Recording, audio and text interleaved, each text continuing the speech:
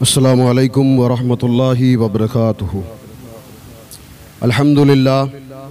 अल्हम्दुलिल्लाहि रब्बिल आलमीन वस्सलातु वस्सलामु अला सय्यिदिल अंबियाइ वल मुरसलीन।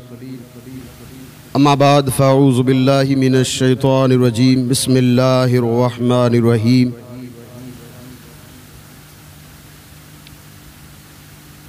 आइए सबसे पहले अल्लाह तबारक व तआला के प्यारे हबीब सल्लल्लाहु ताला अलैहि वसल्लम की बारगाह में दरूद व सलाम का हदिया पेश कर लें। पढ़िए बावाज़ बुलंद अल्लाहुम्मा सल्ली अला सय्यदना मौलाना मुहम्मदिन बारिक वसल्लिम।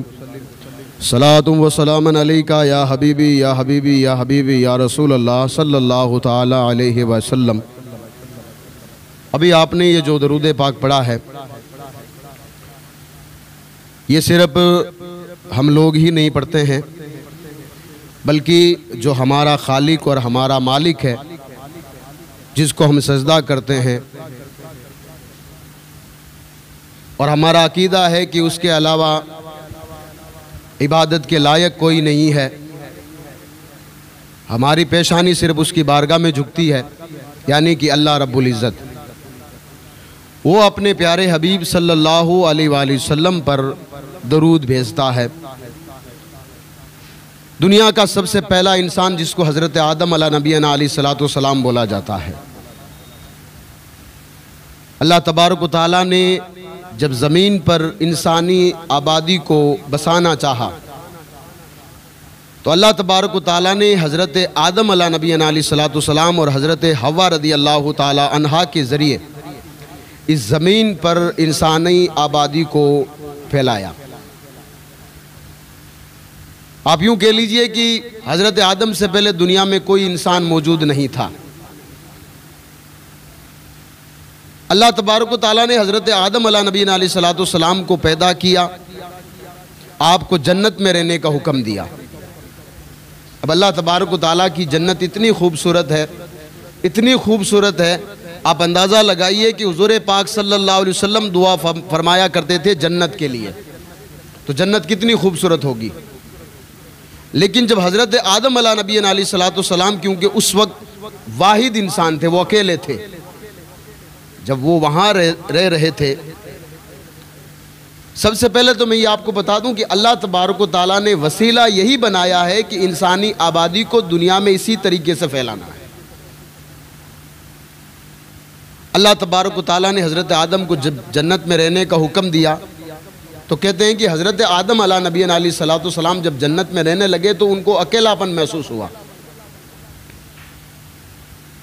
यही सोचते सोचते उनकी आंख लगी। जब उनकी आंख खुली तो पास में देखा कि एक हूबहू उनके जैसा, यानी चेहरा भी उनके जैसा है लेकिन खूबसूरत है, वो पास में उनके जैसा ही कोई और बैठा हुआ, जिसका नाम हम सब की माँ हज़रत हव्वा रज़ियल्लाहु तआला अन्हा है।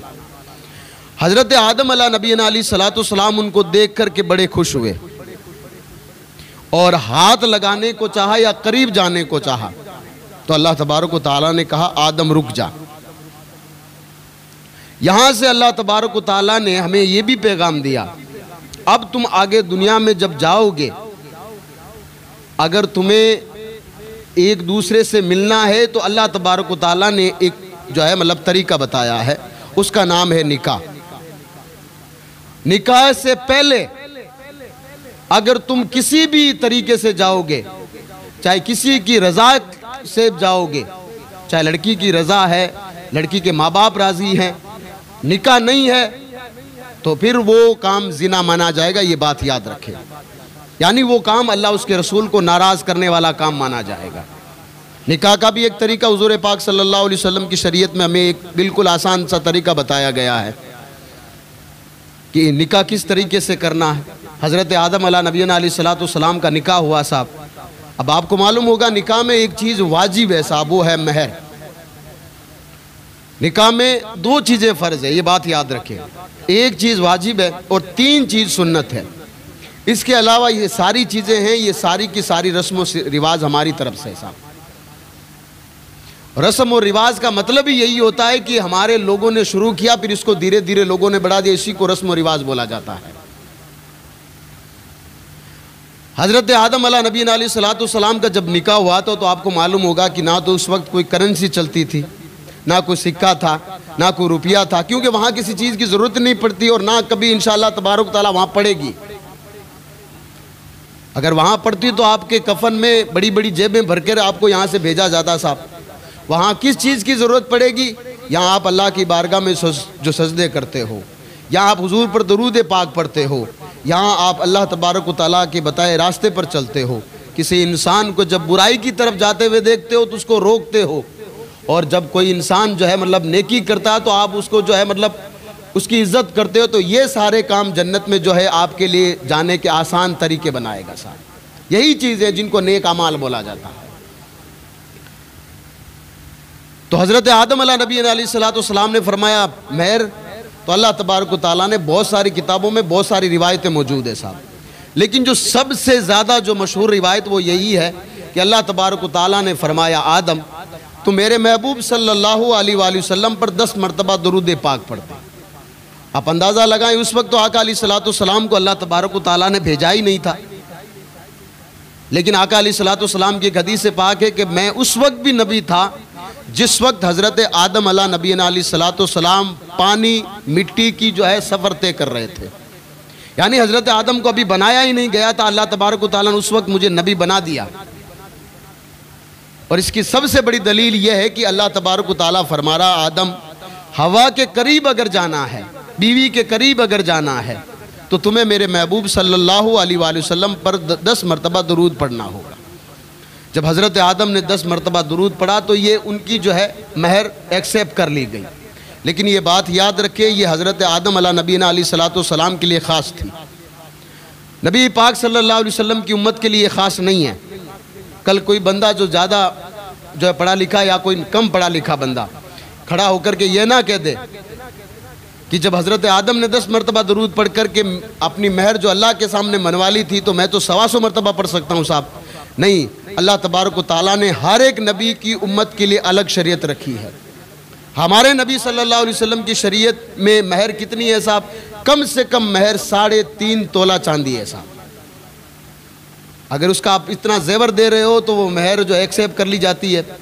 उतना अगर जो है मतलब मार्केट में कीमत क्या है उसकी कीमत अगर आप महर से जाकर लिखवा देते हो तो जो है मतलब कम से कम 3.5 तोला चांदी होना ज़रूरी है। ये महर है, ये उसका हक है साहब, ये वाजिब है साहब। इंशाअल्लाह तबारक तआला मैं इस पर आगे बात करूँगा। तो कहने का मतलब क्या हुआ कि अल्लाह तबारक तआला को हुज़ूर पाक सल्लल्लाहु अलैहि वसल्लम से कितनी मोहब्बत है और दरूद पाक अल्लाह को कितना महबूब है कि अल्लाह तबारक तआला ने दुनिया का सबसे पहला इंसान जब उसको अपनी बीवी से मिलना था तो अल्लाह तबारक तआला ने फरमाया आदम मिलना है, महर यही है कि 10 मरतबा दरूद पढ़ना होगा। ये देखें आप, रंग देखें हुज़ूर पाक सल्लल्लाहु अलैहि वसल्लम की मोहब्बत का। तो हमें ये तरीका बताया गया कि एक तरीका है कि जब तुम किसी से मिलना चाहो तो तुम्हें निकाह करना होगा। और इस निकाह को आगे जाकर के कुरान मजीद में सूरह निसा पूरी सूरह है, उसमें जाकर पढ़िए, जाकर के निकाह के सारे मामलात अल्लाह तबारक तआला ने बयान किए हैं, महर के सारे मामलात अल्लाह तबारक तआला ने बयान कर दिए उसमें। फिर अगर वहाँ से अगर कुछ मामले तुम्हारे समझ में ना आए तो जाइए फिर बुखारी शरीफ को उठाइए, जाकर हुज़ूर पाक सल्लल्लाहु अलैहि वसल्लम की जो हदीस है उनको उठा करके पढ़िए। वहाँ से अगर समझ में ना आए तो फिर फ़ुक़हा को पढ़िए, जिन लोगों ने जो है मतलब हदीस को आपके सामने आसान करके रखा कि इस हदीस का मतलब ये निकलता है, जाकर के पढ़िएगा, आपको पता चलेगा कि हुज़ूर पाक सल्लल्लाहु अलैहि वसल्लम ने निकाह को कितना आसान किया था। मैंने आपके सामने 3 चीज़ें रखी थी अभी। पहली ये है कि निकाह में 2 फ़र्ज़ है साहब। फ़र्ज़ कौन से, ये बात याद रख लें। फ़र्ज़ ये है कि दूल्हा और दुल्हन का दोनों का आपस में एक्सेप्ट करना कि हम दोनों एक दूसरे को दोनों को अब कबूल करते हैं। ये बात याद रखें, ज़बरदस्ती दोनों में नहीं हो सकती। सबसे पहले हम दुल्हन के पास जाते हैं, निकाह किसका नाम है, दुल्हन के पास जाकर के कहते हैं कि भाई फलां जो है लड़का है और उस फलां का लड़का है और वो जो है आपसे निकाह करना चाहता है और हम 2 गवाह हैं और एक वकील है साहब जो कि बच्ची की तरफ से होता है। अब तू क्या इसके बारे में कहती है? अल्लाह की कसम खाकर कह रहा हूँ, निज़ाम मुस्तफ़ा सल्लल्लाहु अलैहि वसल्लम या शरीयत मुस्तफ़ा आप कह लें उसको, उसमें यही कहा गया है कि अगर बच्ची उस वक्त कह देती हाँ तो निकाह माना जाएगा, अगर बच्ची कह दी तो ना तो निकाह नहीं माना जाएगा साहब। जो लोग कहते हैं कि जो है अल्लाह के रसूल अलैहिस्सलाम का जो दीन जो है औरतों की इज्जत नहीं देता। आप जाकर पढ़िए, पहले जाकर के औरतों के बारे दीन के बारे में पढ़िए। सूरह निसा में आपको एक ही सूरह बताता हूँ कुरान मजीद की, हालांकि पूरे कुरान में अल्लाह तबारक व तआला ने हुकूक सब के बयान किए हैं। कोई एक भी दुनिया का कोई जो है मतलब परिंदा जानवर कोई भी नहीं बचता कि जिससे अल्लाह तबारक व तआला ने जिसका हुकूक बयान ना किया हो कि हक क्या है दुनिया में। ऐसा नहीं है कि इंसान आया, खाया पिया, इस दुनिया से चला गया। नहीं साहब, हर किसी का किसी ना किसी पर हुकूक है साहब। अगर कोई एक आदमी है तो उस पर कितने हुकूक लाजिम होते हैं। अगर उसका बाप है तो बाप के हुकूक उस पर है, माँ के हुकूक उस पर है, उसकी बीवी के हुकूक उस पर है, उसके पड़ोसियों के हुकूक उस पर है, उसके दोस्तों के हुकूक उस पर है साहब। इन सारों को अदा करना होगा। ये नहीं है कि दुनिया में सिर्फ और सिर्फ जब दौलत मिल जाए तो मैं सोचूं, या कोई भी जिसको मिले वो सोचे कि साहब नहीं अब मिल गया तो बस ठीक है। हज़रत अली रदी अल्लाह ताला अन्हु की बारगाह में एक शख्स हाजिर हुआ और पूछा गया कि लोग अल्लाह तबारक व तआला की बारगाह में दुआ करते हैं कि अल्लाह तबारक व तआला हमें रिज़्क़ दे।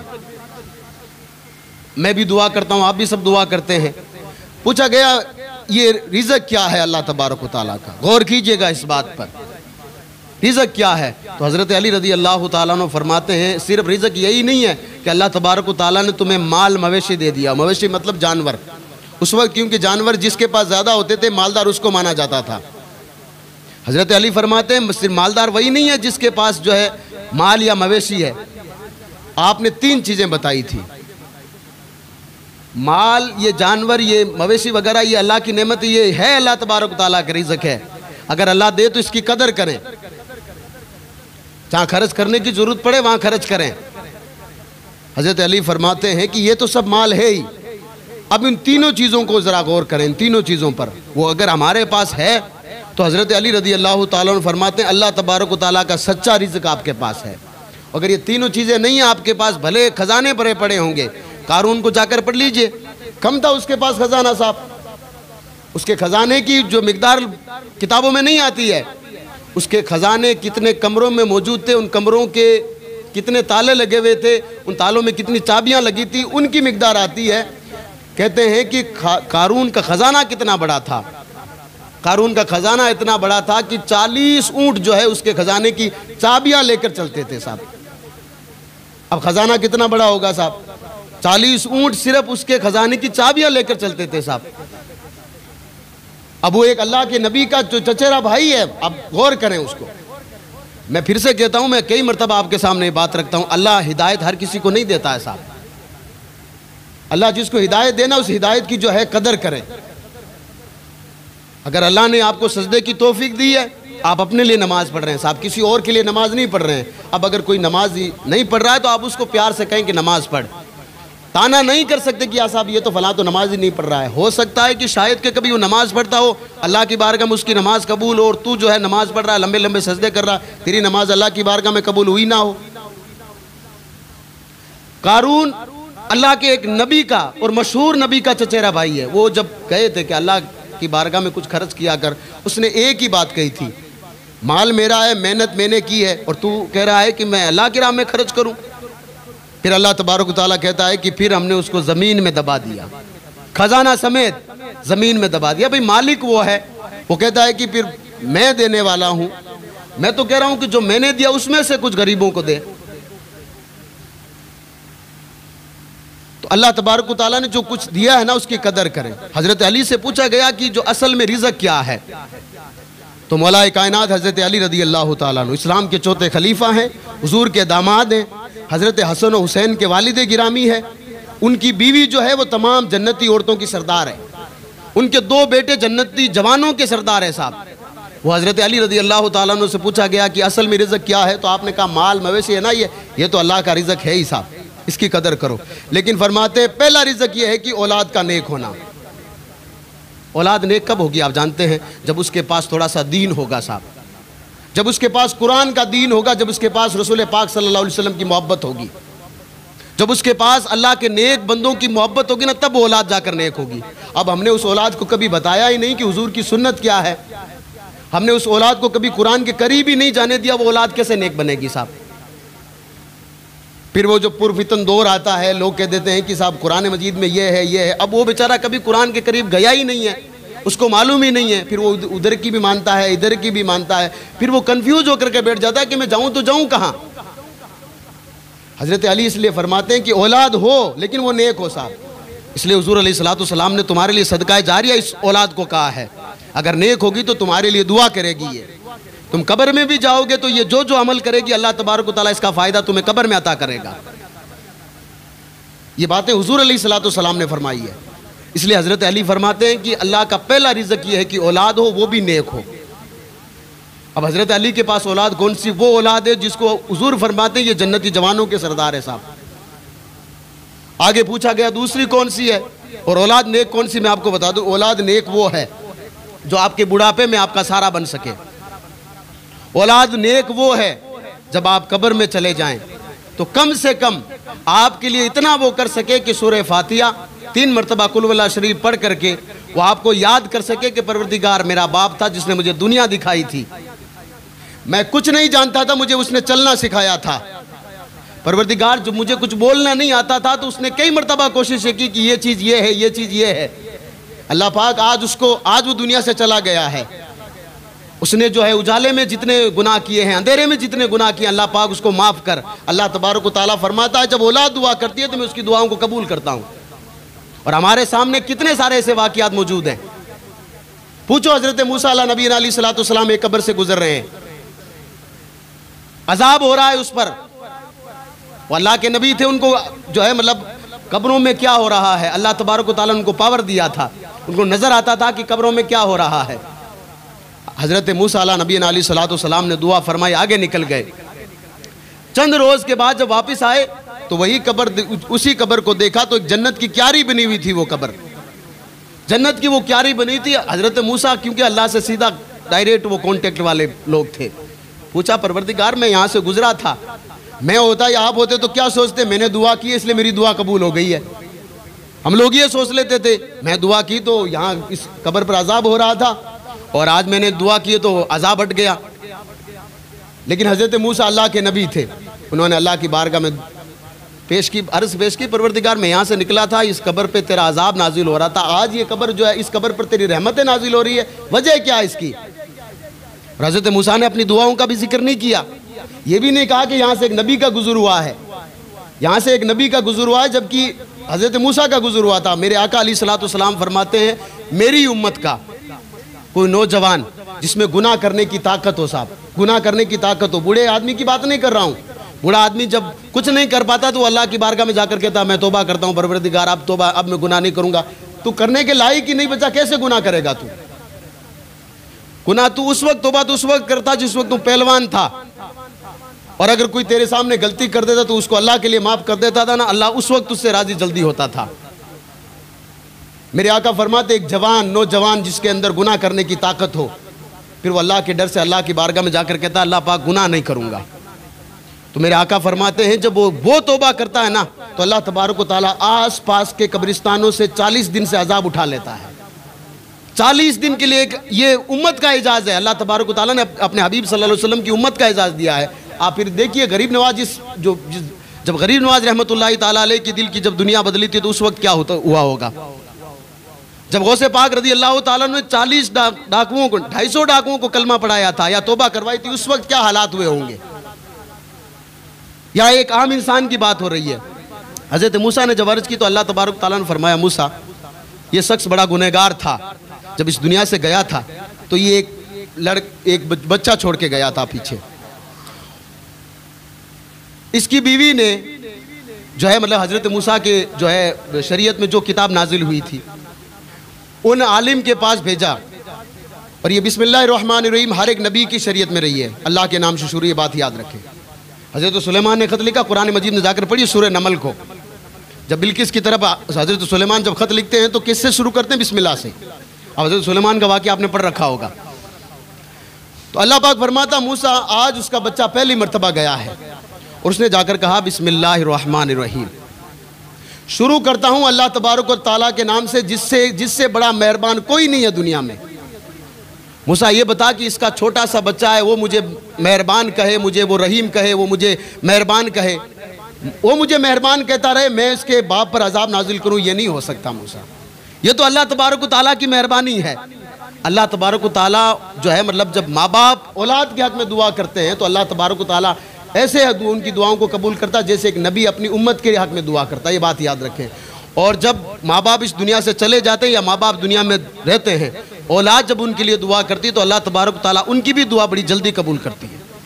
बड़ी अल्लाह तबारक व तआला जल्दी उनकी दुआ कबूल करता है। और हमें ये बताया गया वजीफ़ा, अगर कभी तुम जो है तंगदस्ती में आ जाओ, कभी जो है दुनिया में तुम्हारा कारोबार ना चले, परेशानी कभी आ जाए, तो क्या करो? अगर तुम्हारे माँ बाप जिंदा हैं तो उनके लिए दुआ करो। अल्फाज क्या हैं? तर्जुमा आपको बता रहा हूँ। अल्फाज ये कि अल्लाह तबारक व तआला मेरे माँ बाप को सलामत रख, उनका जो है साया जो है सबगत का साया है मेरे सर पे, अल्लाह तबारक व तआला तातीर कायम रख। और अगर इस दुनिया से चले गए हैं तो आका फरमाते उनके लिए मगफिरत की दुआ करो, अल्लाह तुम्हारे रिज़्क़ में, तुम्हारी उम्र में बरकतें अता करेगा। हमें ये वजीफ़ा बताया गया। ये हज़रत अली रदी अल्लाह ताला ने पहला रिज़्क़ बताया है। दूसरा रिज़्क़ हज़रत अली रदी अल्लाह ताला ने क्या बताया? हज़रत अली रदी अल्लाह ताला ने फरमाते हैं इंसान का अच्छे अखलाक का होना। अच्छे अखलाक का क्या मतलब है? अच्छे अखलाक का मतलब यह है कि अखलाक यानी कि इंसान जिससे भी मिले उसका दिल, अगला जो है जिससे मिलता उसका दिल जीत लेता हो। कुरान ने सबसे अच्छे अखलाक जिसको कहा है वो हुजूर पाक सल्लल्लाहु अलैहि वसल्लम है। जिसके पास भी गए या जिसने भी उनको देखा या जिसने भी उनकी आवाज़ सुनी या जिन्होंने भी उनका नाम सुना या जिन्होंने भी उनकी हदीसें सुनी, जिनको अल्लाह तबारक व तआला को हिदायत देनी थी, नाम सुना हो या कोई ऐसा काम सुना हो, वो ऐसे हिदायत पर आया कि कभी फिर हुजूर का दामन उसने नहीं छोड़ा। बिलाल हबशी का वाक़िया आप जाकर पढ़ें कि ईमान कैसे लाए थे। हज़रत उमर का वाक़िया जाकर आप पढ़ें ईमान कैसे लाए थे। उन्होंने हुजूर पाक सल्लल्लाहु अलैहि वसल्लम की ज़ात को देखा, काम को देखा, वो ईमान इसलिए लाए थे। तीसरा हज़रत अली फरमाते हैं इंसान जब होता है ना तो उसके पास कोई ना कोई दोस्त ज़रूर होता है। आप अपने पास में देख ले, कम से कम उसका कोई ऐसा दोस्त होगा जो इंसान कहेगा कि मैं ये राज की बात अगर इसको बताऊंगा ये आगे किसी को नहीं बताएगा। उसके साथ इंसान अपनी सारी जो है मतलब डिस्कस कर लेता है। घरेलू डिस्कस हो उसको कर लेता है, अगर परेशानी में तो उसके सामने डिस्कस कर लेता है, सारी चीज़ें उसके सामने रख देता है। एक ऐसा दोस्त इंसान का होता है साहब, ये फितरी है। ये हज़रत अली फरमाते हैं उसके पास कम से कम एक ऐसा दोस्त, उसका अच्छा दोस्त होना ज़रूरी है। अच्छे दोस्त से मुराद क्या है? अच्छे दोस्त से मुराद ये है कि जब वो परेशानी में हो तो उसका दोस्त उसकी परेशानी में उसके साथ चट्टान बन के खड़ा रहे, और जब वो खुशी हो और वो खुश हो तो उसका दोस्त खुशी में उसका साथ वैसा ही देता हो जैसा वो परेशानी में देता था। जब इस दुनिया से चला जाए तो उसके पीछे अगर उसके ख़ानदान में, उसके परिवार में कोई ऐसा मामला ना बने कि जिसकी वजह से उसके बच्चे भूखे रहे, तो वो कहीं से ला कर के उनके बच्चों का जो है मतलब पालन पोषण करता हो, ऐसा दोस्त हो। और जब भी कहीं मीटिंग में जिक्र हो कहीं पे भी तो वो कहता फिरे कि अल्लाह तबारक ताला मेरे जैसा दोस्त जैसा कोई नहीं है। अल्लाह तबारक ताला आज वो दुनिया से चला गया है, अल्लाह तो उसके गुनाहों को माफ़ फरमा। ऐसा दोस्त होना हज़रत अली फरमाते अल्लाह के रिज़्क़ में से है। अंदाज़ा लगाएं, अल्लाह ने हमें माल हम सबको दिया, अल्लाह तबारक ताला ने, ऐसा नहीं है। आज इंसान इस हाथ वाला कोई नहीं, इस हाथ वाला इंसान है आज। और अल्लाह तबारक ताला के महबूब ने इस हाथ वाले को अफजल इंसान बताए। बात याद रखें, किसी भी हालत में इस हाथ वाले रहो, यानी देने वाले रहो, चाहे भले आपके पास 1 रुपया हो, देने वाले रहो। अल्लाह तबारक ताला ने माल तो हमें दिया है, इन तीनों चीज़ों में हमारे पास कुछ है कि नहीं है। ये कुरान को पढ़ें, हदीस को पढ़ें, सहाबा को पढ़ें, आपको अंदाज़ा लगेगा। निकाह अल्लाह तबारक ताला के महबूब अलैहिस्सलातु वस्सलाम ने फरमाया निकाह को आसान करो।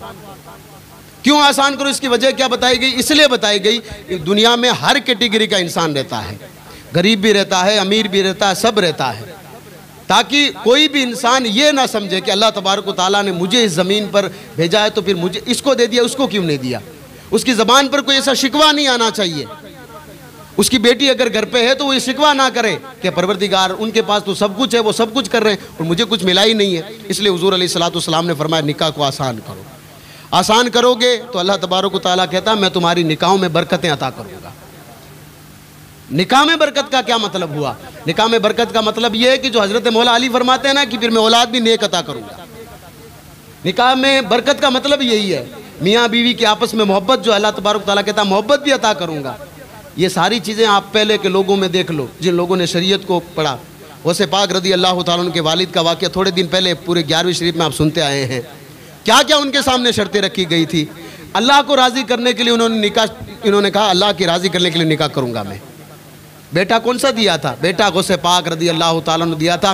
मुझे अपने परदादा का या उससे पहले के लोगों का नाम नहीं मालूम होगा, लेकिन आपके घर के बच्चे बच्चे को सैयदना शेख अब्दुल कादिर जिलानी कौन है, आपके बच्चे बच्चे को याद है। वजह इसकी यह है कि उन्होंने अल्लाह तबारक व तआला को राज़ी करने की कोशिश की थी। गरीब नवाज रहमतुल्लाहि ताला अलैह को देख लें, उनके वालिद गिरामी को देखें आप, निकाह कैसे की, किस हालत में की थी। हज़रत उमर इब्न ख़त्ताब रज़ी अल्लाह ताला अन्हु को देख लें। आखिरी बात आपके सामने बता रहा हूँ, गश्त लगा रहे हैं गलियों में घूमने के लिए, एक माँ और एक बच्ची है, दोनों आपस में बात कर रही है साहब। कौन सी? जो कि बाजार में दूध बेचने वाले। काम अच्छा है, हलाल तरीके से अगर किया जाए सबसे अच्छा काम है ये दूध बेचने वाला। एक बात बता दूं, 3 चीज़ों के बारे में बताया गया। कपड़े का बाजार जो है ये आप जो तिजारत कर रहे हैं, दूध की तिजारत कर रहे हैं और खेती की तिजारत, इन 3 चीज़ों में हुजूर पाक सल्लल्लाहु अलैहि वसल्लम ने आपको दुआएं दी है साहब। दोनों माँ बेटी डिस्कस कर रहे हैं दूध निकालने के बाद, अभी सूरज निकला नहीं है। माँ कहती है बेटी फलां जगह से पानी लेके आ, दूध में मिला दे, यहाँ तक कि उजाला हो जाए, लोग देख लेंगे। बेटी कहती है माँ तुझे उम्र का डर नहीं लगता है, क्योंकि खलीफा हजरत उमर थे उस वक्त। बेटी कहती है माँ तुझे उम्र का डर नहीं लगता है, तो माँ कहती है इस वक्त उमर हमें देख नहीं रहा है, हजरत उमर फारूक रज़ी अल्लाह ताला इस वक्त हमें देख नहीं रहे हैं। बेटी ने मुड़ करके जवाब दिया उमर तो नहीं देख रहा है माँ, लेकिन उमर का रब जरूर देख रहा है। उमर नहीं देख रहा, उमर का रब देख रहा है। हजरत उमर वहाँ बैठ करके सुन रहे सारी बातें। घर गए, घर जाकर के अपने खादिम को भेजा कि जो बच्ची ये बातें कर रही थी ना, मैं निकाह उसी बच्ची के साथ करूँगा। हम लोग क्या क्या देखते हैं आज। हालांकि हुजूर अलैहिस्सलाम ने निकाह में हमें क्या देखने को हुक्म दिया? सबसे पहले दीन देखने का हुक्म दिया है साहब। जब दीन होगा तो अल्लाह तबारक व तआला रोज़ी भी तुम्हें अता कर देगा, इसलिए कि हुजूर अलैहिस्सलाम की गारंटी हुजूर ने दी है। हुजूर ने फरमाया अगर तुम गरीब हो तो निकाह करो, अल्लाह तुम्हें गनी कर देगा। अल्लाह के रसूल ने गारंटी दी है साहब। तो अल्लाह के लिए जो हमारे दीन ने जो हमें शिक्षा दी है ना, अल्लाह की कसम खाकर कह रहा हूँ, अगर हम सही तरीके से उस दीन को अगर पढ़े तो ना तो आज कोई हम पर उंगली उठाने वाला कोई मौजूद होगा, क्योंकि जाकर हम पढ़ेंगे ना निकाह किसके साथ करनी है, कितने कैटेगरी अल्लाह के रसूल अलैहिस्सलाम ने, बल्कि कुरान ने कैटेगरी बता दी है। ये औरतें जिनसे निकाह हराम है और उनको हम पर थोप दिया जाता है कि ये देखो इनसे निकाह कर लेते हैं साहब। जाकर पढ़िए जाब, तकरीबन मेरे हिसाब से 15 किस्म की औरतों से अल्लाह तबारक व तआला ने ऐसे रिश्ते हैं जिनसे आप निकाह नहीं कर सकते साहब। अल्लाह तबारक व तआला ने जो हमें शरीयत देना, ये बहुत बड़ी नेमत है मुस्तफ़ा सल्लल्लाहु अलैहि वसल्लम की। बस कोशिश ये करें कि इसकी जो है मतलब कदर करें। दुनिया से चले जाएंगे साहब, कोई नहीं पीछे, कम से कम ऐसी औलाद छोड़ के जाएं कि आपकी कब्र पर आकर के अल्लाह की बारगाह में हाथ जोड़ कर के वो खड़ी होकर कहे परवरदिगार माफ़ कर दे इनको। ऐसी औलाद दें, वरना फिर आपकी औलाद को ये दलीलें पेश करनी पड़ेगी कि कब्र पे जा रहे हो, दलील कहाँ से दलील लाओगे? आपकी औलाद को तो आपने कुरान ही नहीं पढ़ाया है, कहाँ से दलील पेश करोगे? कोई दलील नहीं है आपकी औलाद के पास। आप तो कम से कम उनको कहें 5 मिनट के लिए, 10 मिनट के लिए आप बैठे किसी के पास, सुनने वाले की मजलिस को, जो मजलिसें होती हैं उनकी कदर करें और कहें जिनको जो भी जिसके पास है, शर्म नाम की कोई जो है मतलब इस शरीयत में शर्म नहीं है साहब, जाकर के पूछे ये मसला है साहब है कि नहीं है। आधी से ज़्यादा हमारे यहाँ पर आप देख लें 7-8 दिन तक जो है मतलब सारा निज़ाम शादी का चलता है। उस बच्ची से एक बार जाकर आप पूछ लें कि जब तू मरेगी तो उस वक्त तेरा काम क्या होगा। वो बच्ची कहेगी कि मरूंगी तब एक ही बात होगी, या तेरा शौहर मरेगा। तो हमारे यहाँ पर एक ही सिस्टम है, उसको जब जनाजा उठाया जाता है तो बच्ची को ला कर रख दिया जाता है, उसका मेहर माफ़ कर दे। अल्लाह अकबर। हमें पता भी नहीं है कि मेहर के कैसे माफ़ होती है साहब। मेहर माफ़ नहीं होती है साहब, किसी के कराने से माफ़ नहीं होती, अगर वो अपने दिल से माफ़ कर दे तो माफ़ होती है। वरना मेहर मोजल क्या है, और यही सबसे अच्छा तरीका है। गैर मोजल और मेहर मोजल 2 तरीके के मेहर है। मेहर मोजल यही है कि हाथों हाथ दे दी जाए बच्ची के हाथ में, और शरीयत ने ये तरीका सबसे अच्छा दिया है। और गैर मोजल यानी कि वो दूल्हा कहे कि मैं बाद में दे दूंगा। अब उस औरत पर है कि वो जब चाहे वो उसको माफ़ कर दे, लेकिन अगर कोई ये कहे कि अब उसने दे दी भी दिया, हमारे यहाँ पर जो है बाप दे देता है बच्चे की तरफ से। मैं कई जगह निकाह पढ़ाने जाता हूँ तो बाप की तरफ से हम कह देते हैं कि बाप कहता है कि लिख ले मौलाना साहब, कितनी लिखनी है। कई सारे लोग तो ऐसे होते हैं जो 1100 और इस पर 2100 पर अभी तक अड़े हुए हैं। उनको ये भी पता नहीं है कि 7-8 दिन तक हम दुनिया की जिन धुनों पर नाचते हुए आए, हमें पता भी नहीं कि शरीयत मुस्तफ़ा ने हम पर मेहर कितनी रखी है, हमें यह भी पता नहीं था। फिर उस बच्ची को, एक तो उसका शौहर इंतकाल कर गया है, उस बच्ची को लाकर उसके कदमों में बिठाते हैं साहब, और कहते हैं कि एक बार तो कह दे कि इसकी मेहर माफ़ हो, उस बच्ची के दिल पर क्या गुजरती होगी। मेरा इस्लाम ये इजाज़त नहीं देता साहब। मेरा इस्लाम ये कहता है कि जब आप जाओ ना निकाह के लिए, तो आप जहाँ 2 लाख रुपए अपने घर पे खर्च करके आए ना, तो फिर 3.5 तोला चांदी अपने हाथ जेब में डाल कर जाओ, या इतने पैसे लेकर जाओ, बच्ची के हाथ में दो, ये मेरे बेटे की तरफ से दुल्हन को मेहर है, ताकि उस वक्त के जो है लफड़े ही ख़त्म हो जाए साहब। अल्लाह तबारक व तआला ने हबीब सल्लल्लाहु अलैहि वसल्लम के साथ जो दीन भेजा ना, दीन बड़ा खूबसूरत है। एक मसला जो हमारे यहाँ पर बड़ा जो है वो पाया जाता है, अभी आप नमाज में, आपको रोज़ाना मैं ऐलान करके कहता हूँ साहब, ऐलान करके कहता हूँ कि आप अपनी मोबाइल की घंटी बंद कर लें। लेकिन फिर भी हमारे पता नहीं नमाज में कौन सा हमारा बिजनेस चलता है कि नमाज में कोई ना कोई फ़ोन ज़रूर करेगा। या तो वो लोग करेंगे जिनको नमाज का वक्त मालूम नहीं है, या उन लोगों की या जुम्मे का दिन मालूम नहीं है। चलिए मान लीजिए आपने मोबाइल की घंटी बंद नहीं की, आप भूल गए, अब नमाज में आ रहा है तो लोग जो है मोबाइल को हाथ नहीं लगाते साहब, वो कहते हैं नहीं नहीं साहब नमाज टूट जाएगी। आपके लिए एक मसला बता रहा हूँ, मसले को गौर कर लीजिए इस पर। खेत में नमाज पढ़ रहे यही मसला रहेगा, मस्जिद में नमाज पढ़ रहे यही मसला रहेगा, कहीं भी नमाज में हो तो। अब देखिए आपने नीयत बांध ली अल्लाहु अकबर, अब सलाम के अलावा नमाज से बाहर नहीं निकल सकते आप, या बीच में अगर कोई नापाक वाली कोई वजू टूटने वाली कोई चीज़ पाई गई तो आप नमाज से बाहर निकल सकते हैं, वरना नमाज से बाहर नहीं निकल सकते। ऐसे ही निकले तो जो है मतलब गुनहगार होंगे, अजाब के भागी होंगे, जिसको आप यहाँ बोलते हैं।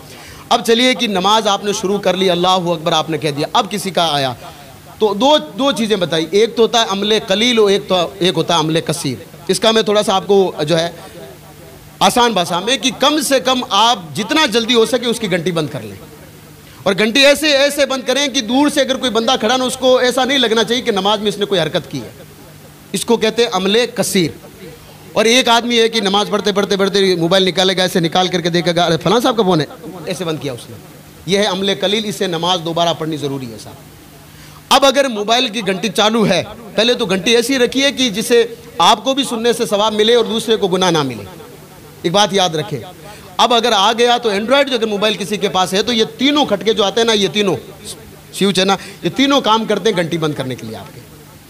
अगर ऑन चालू, अगर कॉल आपकी चालू है, अगर आ रही है घंटी, अगर इनमें से कोई एक भी अगर आपका दब गया ना, अगर आपने इशारतन अगर आपने लगा दिया, हाथ इधर लगा दिया, तो घंटी बंद हो जाएगी अपना आप। पहले तो घंटी बंद कर लें, वरना तो घंटी अगर आ भी जाए तो इसको बंद कर लें। चलिए मान लीजिए किसी के पास कीपैड वाला मोबाइल, उसके तो आपको अंदर हाथ डालना पड़ेगा साहब। तो कोशिश करें कि कम से कम किसी को पास वाले या किसी को तकलीफ ना हो, इसे बंद कर दें। और सबसे पहली बात तो यह है कि मोबाइल को बंद ही रखें। और अगर फिर भी अगर आ रही तो बहुत सारे लोग अगर डिस्टर्ब हो रहे हैं तो कम से कम ये जो मैंने तरीका बताया है कि कम से कम हाथ लगा करके मोबाइल को, खास करके सबके पास बड़े वाले मोबाइल हैं तो 3 जो है ना वॉल्यूम वाले या फिर एक जो पावर वाला, तीनों बटन आपकी घंटी बंद करने के काम आते हैं। आप इसको दबा दीजिए इंशाअल्लाह तबारक तआला। ये मसला जो है हमारे उलमा ने बयान किया ताकि किसी को नमाज में खलल ना पड़े। अल्लाह तबारक व तआला अमल की तौफीक अता फरमाए। अस्सलामु अलैकुम व रहमतुल्लाह।